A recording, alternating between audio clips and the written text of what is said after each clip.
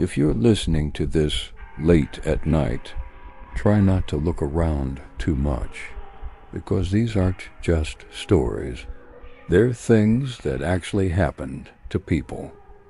People who were just living normal lives until something changed. And the worst part is, none of them knew each other. Different cities, different homes, different lives, but somehow they all experienced the same kind of thing, the same feeling of not being alone. First, the last train. Daniel never liked taking the last train, but his job didn't give him a choice. Every night, same routine, same station, same empty carriage, and usually just silence. That night felt normal too. At first, there were only 2 other people in the train. One man asleep, and a woman sitting far at the end, white clothes, head down, completely still. Daniel noticed her, but didn't think much of it. People travel late. It happens. The train stopped. Doors opened. No one got in. No one got out. When the doors closed, Daniel looked up again. She was closer, not by much, just a few seats ahead. He frowned. He was sure she hadn't moved. He looked away, tried to ignore it. The train stopped again. Same thing. Empty platform. Doors opened, then closed. He looked again. Now she was right across from him. No footsteps, no sound. Just there. Something about that felt wrong. Not scary yet, just wrong. Like his brain couldn't explain it. He slowly looked at her face. Her skin looked pale, too pale, and her eyes were open, but they didn't blink. Not even once. He felt his chest tighten, like something inside him was telling him not to look, but he couldn't stop. Then she leaned forward, very slightly, and in a voice so quiet, he almost thought he imagined it. "You weren't supposed to notice me." The lights flickered, just for a second, and when they came back on, she was gone. The entire carriage was empty, even the sleeping man. Daniel got off at the next stop. He didn't remember walking home, but he remembers checking the time, 2:17 a.m., and ever since that night, he never takes the train alone, because sometimes when he closes his eyes, he still hears that voice right next to him. Next, the hotel room. Clara was on a work trip, just one night. Nothing unusual. Room 214. The place felt normal, too normal. Clean sheets, quiet hallway, no noise at all. She went to sleep early, but sometime in the night she woke up. She didn't know why. Then she heard it, water running, from the bathroom. She was sure she had turned it off. She sat up, listened. Yes, it was definitely on. She got up slowly, walked toward the bathroom, opened the door. The tap was running, full pressure. She turned it off, stood there for a second, then went back to bed.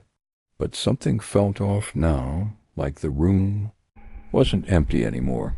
She lay down, closed her eyes, and then she heard breathing, right next to her, soft, slow, too close. Her whole body froze. She didn't move, didn't open her eyes, because deep down she already knew if she looked, she would see something. Then a whisper, so close, it felt like someone's lips were right next to her ear. "This is my room." She jumped up, turned on the lights. Nothing. No one.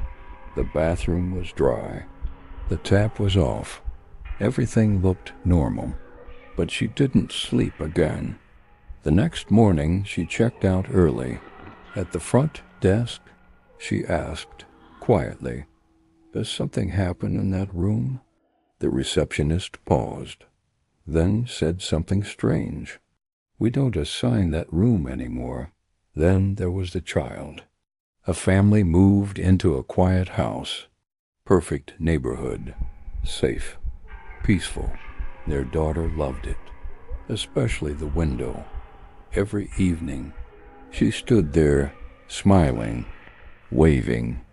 At first, they thought she was just playing, imagining things. Then one day, her mother asked, "Who are you waving at?" The girl pointed outside. The boy, there was no one there. Just an empty street. They told themselves it was just imagination. Kids do that. But the next day, it happened again. Same time, same smile, same wave. This time the father checked. He walked outside, looked around, nothing.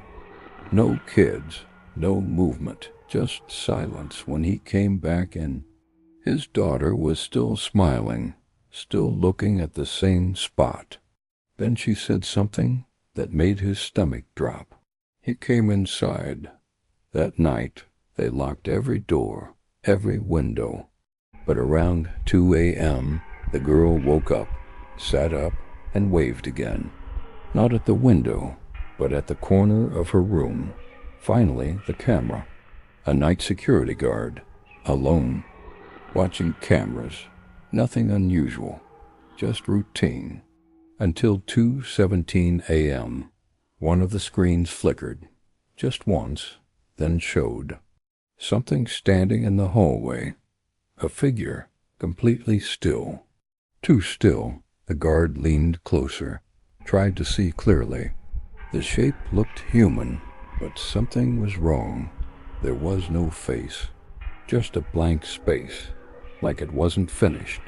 Then slowly, very slowly, it moved, not walking, just turning. And then it faced the camera, directly. The guard felt cold, because that camera couldn't see him, but somehow it felt like it was looking right at him. Then the screen went black. For a few seconds. When it came back, the hallway was empty. He never returned to that job.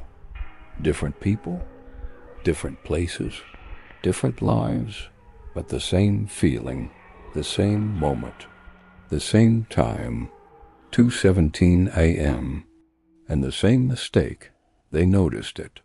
Because once you notice it, it notices you. So tonight, if you wake up suddenly and something feels off, don't check the corner. Don't look at the door. Don't listen too closely, because if you do, you might realize something you can't forget. You're not alone, and maybe you never were. Thanks for listening. I'll see you in the next one. And if this story made you feel something, even for a second, then you already know we're going to think about it tonight. So before you leave, take a moment and like the video so more people can find it. Share it with someone who loves horror, and subscribe so you don't miss the next story, because the next one might be even closer to home.